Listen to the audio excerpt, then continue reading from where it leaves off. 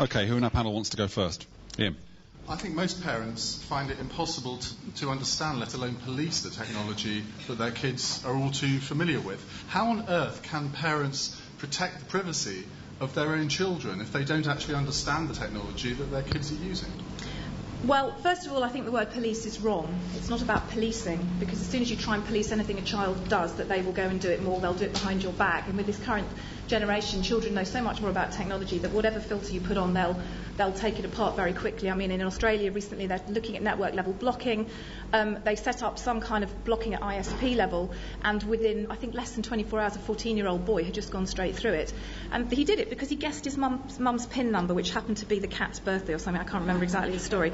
But I mean, it's about understanding as a parent that parenting is now not just an offline task, it's an online task. So if you're a parent? No. You're not, but you are Britain's foremost political commentator. But anyway, so there you are. I'm also gay. Oh, right. And very handsome.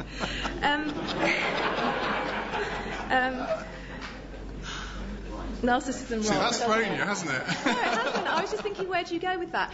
Parenting is an offline as well as an online as well as an offline task. If your child is going to if your child wants to go to a youth club, they're leaving. This is so bad. If a child wants to go to a youth club, you will check out who's the leader, who runs it, which kids go, who's going to take my kid there, who's going to drop them off, and if they're old enough to come home. But you wouldn't have done that 20 years ago, would you?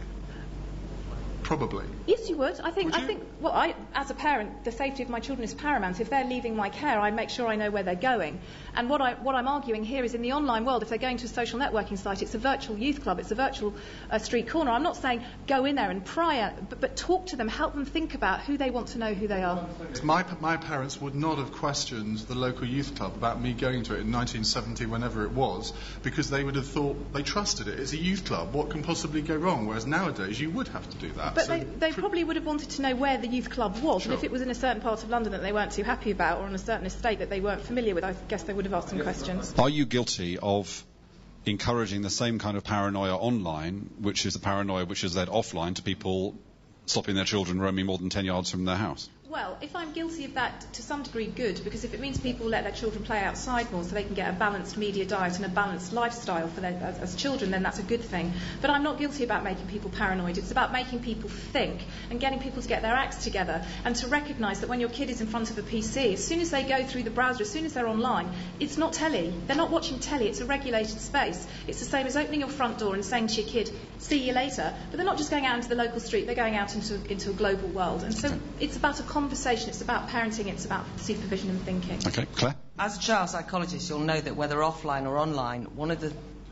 prerequisites for children growing up is the capacity to actually have private space that's unsupervised by adults' prying eyes.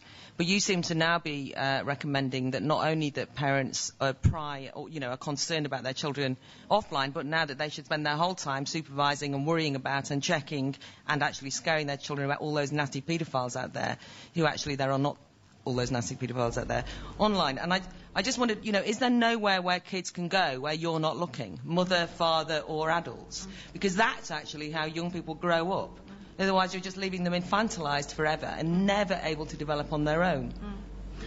Good question, but please don't misrepresent what I've said. I didn't say you should panic, you should check. I didn't say that you should pry. I didn't say that we should look. And I certainly don't think that we should tell children that there are predators online, because the biggest fear of children in the online space is not online predators, it's cyberbullying, which is huge, it's massive, and that's where children's lives are being taken apart and children are doing harm to themselves or others in the process. What I'm saying is that we need to embrace the opportunities of these technologies for our children, but we need to also prepare our children to understand the risks. And that is about giving them the tools and the critical evaluation skills to check the reliability of a source, as well as to check that the person who says that they are a 10-year-old boy and they want to have a kickabout in the park with them is not actually a 45-year-old man who wants to meet them in the park.